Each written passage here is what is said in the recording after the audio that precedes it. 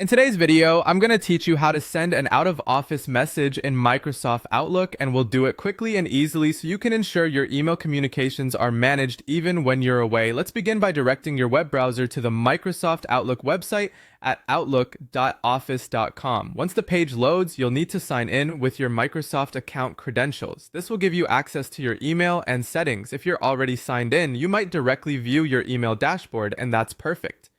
Next, let's turn our attention to the settings. In the top right corner of the Outlook interface, you will see a gear icon. Click on this icon to open quick settings, but we're going to need some of the more advanced options, so go ahead and select View All Outlook Settings, which should be at the bottom of that drop-down menu. Once you've opened the settings menu, look to the left-hand side and find the Mail tab. Clicking on Mail will open up more options underneath, and what we're interested in is automatic replies. Go ahead and click on that. Now you're in the right place to set up your automatic replies.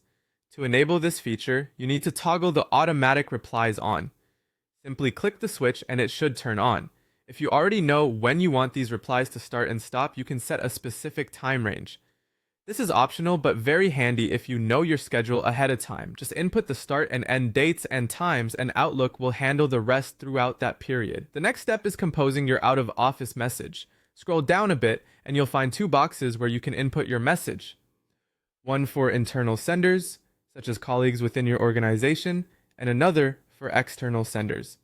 It's typically a good practice to customize these messages accordingly. For instance, you might thank internal senders for their understanding and perhaps offer an alternative contact, whereas the external message could be more general, just notifying that you're out of the office and will return their email when you're back. Once you've crafted your messages just the way you want them, make sure to hit the Save button to apply your settings.